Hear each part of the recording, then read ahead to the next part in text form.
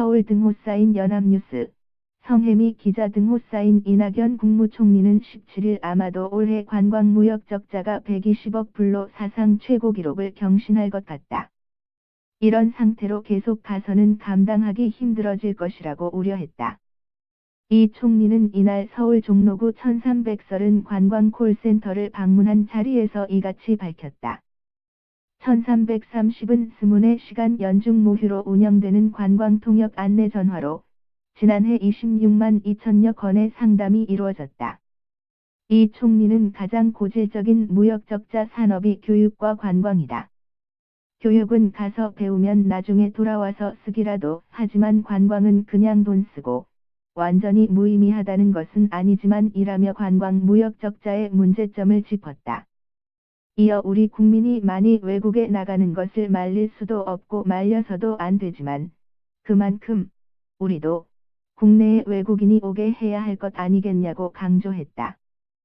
이 총리는 동계올림픽이 내년 2월에 있기에 무역 적자의 완화를 내년에 이루지 못하면 대한민국은 상당 기간 이런 상태를 벗어나지 못할 것이라며 동계올림픽이라는 좋은 기회가 있으니까 관광, 무역에서 흑자를 내자고까지는 말씀을 못 드리겠지만 지금같이 적자가 마냥 확대되는 그런 흐름은 이제 제동을 걸 필요가 있다고 말했다.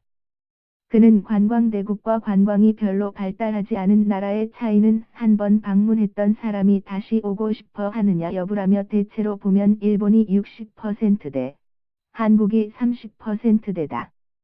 이건 굉장히 뼈아픈 대목이라고 지적했다. 이 총리는 한국 방문객에게 어떤 인상과 기업을 안겨드릴지 지혜와 힘을 모아야 한다고 당부했다.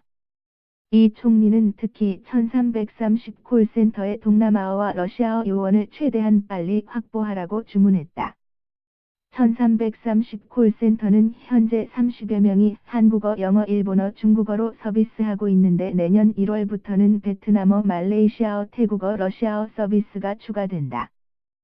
이 총리는 우리의 신북방 정책이라고 하는 것과 신남방 정책이라고 하는 것이 어느 쪽을 염두에 두는지는 잘 아실 것이다.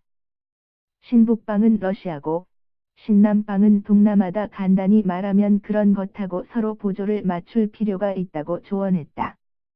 이 총리는 문재인 대통령께서 신북방 정책, 신남방 정책을 발표하셨는데 외교 다변화, 경협 다변화가 바로 그 이야기라며 이제까지 우리가 미국, 중국, 일본 여기에 굉장히 편중되어 있었는데 그러다 보니까 리스크가 생겼다고 분석했다.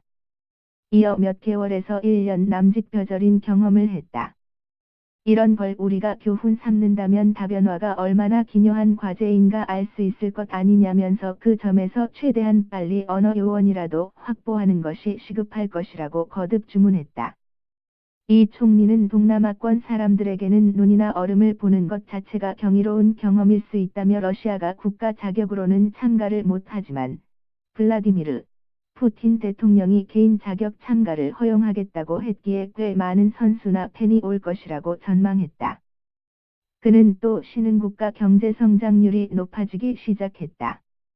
개도국에서 중진국으로 도약하는 나라들은 소비 성향이나 관광이 급속히 늘어난다며 신흥국가와 관계를 먼저 맺는 것, 그리고 그분들을 위한 여러 가지 서비스 등 기반을 갖추는 것이 굉장히 기묘하다고 덧붙였다. 이 총리는 평창 동계올림픽을 계기로 국내외 관광객이 많이 이용할 것으로 예상되는 1330 관광 콜센터와 서울 중구에 있는 관광공사 서울센터 운영 현황을 점검하고 현장 근무자들을 격려하기 위해 방문했다. 평창올림픽 경기 안내와 숙박업소 음식점 정보 제공, 교통정보 안내, 관광 불편 신고 등이 1330 콜센터를 통해 이루어진다. 콜센터에 이어 관광공사 서울센터를 방문한 이 총리는 관광체험존과 한식체험관, 동계올림픽 비하업, 가상현실, 체험존 등을 둘러보며 점검했다. 이 총리는 18일 오후에는 제1차 국가관광전략회의를 열어 관광진흥 기본계획과 평창관광올림픽 추진계획 등을 논의할 예정이다. 노원호@inno.co.kr 2017년 12월 17일 15, 50일 송고